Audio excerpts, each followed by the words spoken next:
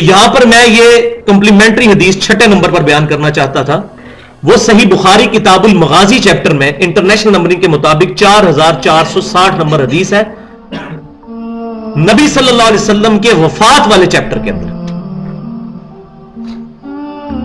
کہ عبداللہ بن ابی اوفا رضی اللہ تعالی عنہ المتوفا 86 ہجری, جو حضور صلی اللہ علیہ وسلم کی وفات کے بعد 75 سال تک زندہ رہے.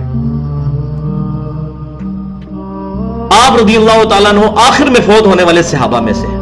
ان سے سیدنا طلحہ رحمت اللہ علیہ نے پوچھا, صحیح بخاری کتاب المغازی 4460 نمبر حدیث, یہ بتائیے کہ کیا نبی صلی اللہ علیہ وسلم نے اپنا وصی کسی کو بنایا تھا, وصیت کیا گیا خلیفہ؟ تو انہوں نے کیٹاگوریکل ڈینائی کرتے ہوئے کہا نہیں, ہاں مگر نبی صلی اللہ علیہ وسلم نے ہمیں کتاب اللہ پر عمل کرتے رہنے کی وصیت فرمائی تھی. یہ ہے نبی صلی اللہ علیہ وسلم کا وصی. کیوں؟ آپ کا وصی قیامت تک کے لیے ہونا چاہیے, کیونکہ آپ کی نبوت قیامت تک کے لیے, اور آپ کا وصی معصوم بھی ہونا چاہیے. اور ظاہر ہے کہ نبی کے بعد کسی بھی صحابی کے بارے میں ہمارا یہ عقیدہ نہیں کہ وہ معصوم ہے, اور نہ ہم جو ہے محفوظ کہتے ہیں, یہ لفظ استعمال کرتے ہیں, یہ خطرناک چیز ہے, یہ کتاب و سنت سے ثابت نہیں ہے. البتہ ہم ان کے لیے جنت کا عقیدہ رکھتے ہیں, اللہ تعالیٰ ان کی غلطیاں معاف کرنے والا ہے. معصوم پروفٹ کے بعد کوئی نہیں ہے. Prophet is the only personality among the Muslims, جو ہمارے لیے اتھینٹک ہے. تو آپ رضی اللہ تعالیٰ عنہ نے فرمایا کہ نبی صلی اللہ علیہ وسلم نے ہمیں کتاب اللہ پر عمل کرتے رہنے کی وصیت فرمائی تھی. 7ویں حدیث صحیح مسلم کے اندر, یہ 7ویں اور 8ویں حدیث جو ہے نا, یہ تھوڑی حوصلے کے ساتھ سننے والی ہے.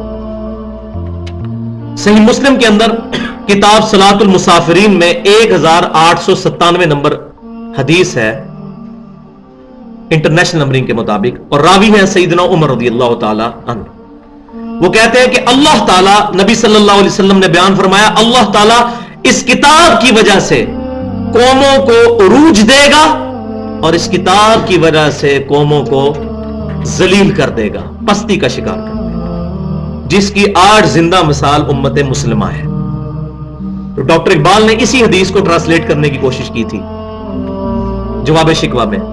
وہ زمانے میں معزز تھے مسلمان ہو کر, اور تم خار ہوئے تاریک قرآن ہو کر. بالکل ایسا ہی ہوا ہے. صحابہ کرام علیہم رضوان کو اس کتاب کی وجہ سے اللہ نے عروج دیا, اور بعد کے لوگوں کو کتاب اللہ چھوڑنے کی وجہ سے اللہ تبارک و تعالی نے ذلیل کر دیا. وَتُعِزُّ مَن تَشَاءُ وَتُذِلُّ مَن تَشَاءُ. اور 8ویں حدیث ہم میں سے ہر انڈیویجول کے لیے ایک امپورٹنٹ ترین حدیث ہے, انڈیویجول لیول پر, انفرادی طور پر. وہ صحیح مسلم میں کتاب الطہارہ چیپٹر کے اندر انٹرنیشنل نمبرنگ کے مطابق 534 نمبر حدیث ہے, اور راوی ہے سیدنا ابو مالک اشعری رضی اللہ تعالیٰ عنہ. وہ کہتے ہیں کہ نبی صلی اللہ علیہ وسلم نے ارشاد فرمایا, القرآن حجت لک او علیک, یا قرآن تیرے حق میں حجت ہے یا تیرے خلاف حجت ہے. تیسری بات کوئی نہیں ہے, یہ بولین الجبرا والی بات ہے, یا 0 ہے یا 1 ہے, تیسری بات کوئی نہیں ہے. اس معاملے میں ہر انسان کو ڈر جانا چاہیے, کیونکہ میں نے بھی اپنی زندگی کے 31 سال گمراہی میں گزارے ہیں. ہم بھی قرآن پاک سے دور تھے, اپنے آباء و اجداد کے مذہب کے اوپر تھے. یہ تو 2007 کے اندر قرآن پاک پڑھنا شروع کیا تو میں حیران ہو گیا کہ میرے عقیدے بالکل قرآن کے اپوزٹ تھے. تو مجھے قرآن سے نفرت ہوگی, معاذ اللہ استغفر اللہ. میں نے کہا یہ کیا قرآن عقیدے بیان کر رہا ہے, ہمارے اتنے بڑے بڑے بزرگ پاگل تھے, قرآن تو کچھ اور کہہ رہا ہے. لیکن اللہ کا شکر ہے کہ قرآن پاک میرے خلاف حجت نہیں بنا. اگر میں انہی عقائد پہ رہتا اور میں قرآن پاک کو پس پش ڈال دیتا تو قرآن پاک میرے خلاف حجت بن جاتا. تو ہر مسلمان کو ہر وقت تیار رہنا چاہیے, کوئی قرآن کی آیت یا صحیح حدیث میرے تک پہنچے تو میں اپنے آپ کو اس کے مطابق کر دوں, تاکہ وہ میرے خلاف حجت نہ بنے, میرے خلاف اللہ کے لیے دلیل نہ بن جائے. القرآن حجت لک او علیک, قرآن یا تیرے حق میں حجت ہے یا تیرے خلاف حجت ہے. اللہ اللہ خیر سمجھ. تو یہ 8 احادیث تھیں. اب ہم آتے ہیں اپنے ریسرچ پیپر کی طرف, 50 آیات پر مشتمل, جو ایک انٹلیکچوئل ترتیب کے ساتھ ہے, 10 بڑے ٹاپکس کے انڈر پوری قرآن کی دعوت کا خلاصہ بیان کرنے کی کوشش کی ہم لوگوں نے اس پمفلٹ کے اندر, امام الانبیاء کی दावत कुरान, ये सब लोग खोल लें, रिसर्च पेपर नंबर 4। तो इसमें 10 टॉपिक्स हैं। पहला टॉपिक बगैर हेडिंग के है, वो सिर्फ अल्फाज के अंदर ही है कि सैयदुना मुहम्मद रसूलुल्लाह सल्लल्लाहु अलैहि वसल्लम की मुबारक तालीमात वही यानी कुरान और उसकी तफसीर सही अहादीस शक से 100% पाक, महफूज और सही हालत में हमारे पास मौजूद और समझने के लिए आसान है। यह पहला टॉपिक है। इसके दलील पर 4 आयात हैं।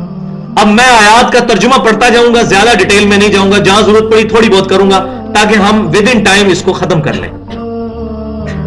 तो पहली आयत है इसमें सूरतुल बकरा की आयत नंबर 2, ज़ालिकल किताबु ला रैब फीह, यह है वो किताब जिसमें कोई शक की जगह नहीं है, हुदल लिल मुत्तकीन, हदायत है डरने वालों के लिए। इससे मुराद यह नहीं है कि वो दाढ़ी पगड़ी वाले होंगे, को परहेजगार लोग, इससे मुराद है जो वाकई जमीन व आसमान की तमाम निशानियों पर गौर करके इस रिजल्ट पर पहुंच जाए कि हमें किसी ने बनाया है, हम किसी के बनाने से बने हैं, तो फौरन डर जाएंगे कि जिसने हमें हमारी मर्जी के बगैर बना दिया वो हमारी अकाउंटेबिलिटी भी करेगा। जैसा कि सूरतुल मोमिनून में आता है, अफहसिबतुम अन्नमा खलकनाकुम अबसा व अन्नकुम इलैना ला तुरजाऊन, क्या तुमने ये गुमान कर लिया इंसान कि तुझे वैसे ही हमने बना दिया है और तुझे मर के हमारे पास नहीं आना। तो जो इस चीज पर गौर करेगा मैं किसी के बनाने से बनाऊं, तो वो फौरन डर जाएगा कि मुझे कोई पूछने वाला भी है। तो यहां डर वाले से मुराद वो लोग हैं जो वाकई आखिरत की जवाबदेही से डरना चाहे और आखिरत की जवाबदेही से बचना चाहे। दूसरी आयत सूरह हामीम सजदा की आयत नंबर है 42, ला यअतीहिल बातिलु मिन बैनि यदैहि वला मिन खल्फी, इस किताब में बातिल ना आगे से दाखिल हो सकता है ना पीछे से दाखिल हो सकता है। क्यों? तंजीलुम मिन हकीमिन हमीद, यह कुरान बड़े हकीम और खूबियों वाले अल्लाह की तरफ से नाजिल किया गया है, इसमें बातिल नहीं दाखिल हो सकता। और अल्हम्दुलिल्लाह मुझे इससे ज्यादा किसी और इजमा पर खुशी नहीं होती कि अहले सुन्नत और अहले तशय्युह का भी इस पर इजमा है कि यह किताबुल्लाह एक एक लफ्ज महफूज है। यह अहले तशय्युह के ऊपर बाज गाली किस्म के अहले सुन्नत में से बाज लोगों ने इल्जाम लगाया। उनमें एक गिरोह था जिनको शिया ने खुद काफिर कह के निकाल दिया। आज दुनिया में किसी शिया का यह अकीदा नहीं है कि कुरान पाक जो है वो गैर महफूज है, नाऊज़ु बिल्लाह मिन ज़ालिक। ऐसी कोई बात नहीं। हमने कभी तौफीक नहीं की कि कभी किसी शिया के मकतबे से, उनके प्रिंटिंग प्रेस से छपा हुआ कुरान ही खोल के देख लें। हम मौलवियों के पीछे आंखें बंद करके लगे हुए हैं। उनके मौलवी हमारे बारे में गलत बातें करते हैं, अहले सुन्नत के बारे में, हमारे लोग जिद्दम जिद्दा उनके बारे में बातें करते हैं। तो इसमें बातिल नहीं दाखिल हो सकता। तीसरी हदीस सूरह अल हिज्र आयत नंबर 9, इन्ना नहनु नज़्ज़लना ज़िक्र, बेशक हमने, देखें इन्ना, हमने, बेशक, नहनु, हम ही ने, नज़्ज़लना, हम ही ने नाजिल किया। 3 दफा ताकीद है। क्या बात करनी है आगे? व इन्ना लहु लहाफिज़ून, और बेशक हम ही इसकी हिफाजत करने वाले हैं, क्योंकि हमने नाजिल किया। तो यहां यह बात याद रखें, तौरात इंजील भी अल्लाह ने नाजिल की थी, उसकी हिफाजत क्यों नहीं की? इसलिए कि वो किताबें अपने वक्त के लिए थी। इस किताब ने as an equivalent of profit नबी सल्लल्लाहु अलैहि वसल्लम के मुतबादिल की हैसियत से क़यामत तक उम्मत के लिए रहनुमा की सूरत में रहना था। क्योंकि आप खातमुन नबीयीन हैं, तो खत्म नबूवत की वजह से अगर यह किताब भी तब्दील हो जाती तो हम किसी और नबी तक तो पहुंच नहीं सकते थे बगैर किताब के। आप सल्लल्लाहु अलैहि वसल्लम तक पहुंचने का वही जरिए ये किताब ही है। अगर यह भी टेम्पर हो जाती तो नबी ने तो आना कोई नहीं था, तो हम लोग गुमराही का शिकार हो जाते। तो अल्लाह ने किताब महफूज कर दी, नबियों का सिलसिला खत्म किया तो किताब महफूज कर दी। वहां अगर उम्मतें टेम्पर करती थी किताबें, तो अल्लाह ताला पैगंबरों को भेजता था। जैसे सैयदना उज़ैर अलैहिस्सलाम आए थे, उन्होंने फिर तौरात अपनी यदाश्त से मुरतब कर दी थी। लेकिन अब तो किसी प्रॉफिट ने नहीं आना। हाँ, झूठे आएंगे अंबिया, बुखारी मुस्लिम की मुत्तफ़क़ अलैह हदीस है। क़यामत से पहले 30 झूठे दज्जाल पैदा होंगे जो ये दावा करेंगे कि हम अल्लाह के नबी हैं। और सुनन नबी दाऊद के मजीद आगे अल्फाज मौजूद है। आप सल्लल्लाहु अलैहि वसल्लम ने फरमाया, अना खातमुन नबिय्यीन ला नबी अबादी। जामिया तिर्मिज़ी में भी हदीस मौजूद है, मैं खातमुन नबिय्यीन हूं, खातिम भी हूं और खातम भी, दोनों, मेरे बाद कोई नबी नहीं। تو آپ صلی اللہ علیہ وسلم کی ختم نبوت کا تقاضا تھا یہ کتاب قیامت تک کے لیے محفوظ ہوتی. یہ وجہ ہے اس کی ٹیکنیکل ریزن. تو یہ آیت, اس کے بعد ایک آیت جو 4 دفعہ ایک سورت میں ریپیٹ ہوئی ہے, اور یہ قرآن کا اسلوب ہے کہ ایک سورت میں اگر 2 دفعہ بھی کوئی آیت ریپیٹ ہو جائے وہ بہت امپورٹنٹ ترین ٹاپک ہوتا ہے, 2 دفعہ بھی ہو جائے.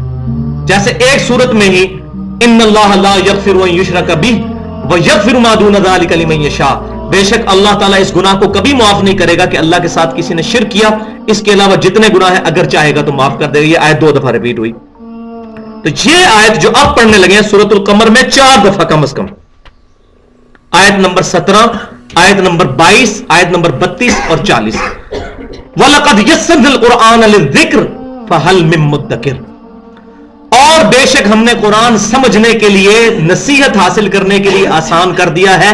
ہے کوئی اس کتاب سے نصیحت حاصل کرنے والا؟ قرآن پاک دنیا کی آسان ترین کتاب بھی ہے اور مشکل ترین کتاب بھی ہے. ہدایت کے لیے اور یاد دہانی کے لیے اور تذکیر کے لیے جو صرف یہی انسان کی ضرورت ہے, یہ دنیا کی سب سے آسان ترین کتاب ہے. ایک موچی کو بھی سمجھ آئے گی, ایک ڈاکٹر انجینئر ایک انٹلیکچوئل کو بھی سمجھ آئے گی. البتہ اس کی تفسیر میں اگر جائیں تو وہ عام بندے کی ضرورت ہے نہیں, نہ وہ ہدایت کے لیے ضروری چیزیں ہیں. وہ تو آپ جتنا مرضی اس میں پھر قرآن میں ہوتا ہے زن اے مرد مسلمان, تو ڈاکٹر اقبال نے کہا وہ ہوتے جائیں آپ بے شک, لیکن ایز فار ایز ہدایت از کنسرن یہ بک دنیا کی سب سے آسان کتاب ہے. ہماری بدبختی ہے کہ یہ وہ کتاب ہے جو دنیا میں سب سے زیادہ پڑھی جاتی ہے, اور یہ وہ کتاب ہے جو دنیا میں سب سے زیادہ بغیر سمجھ کے پڑھی جاتی ہے. اخبار بھی لوگ سمجھ کے پڑھتے ہیں,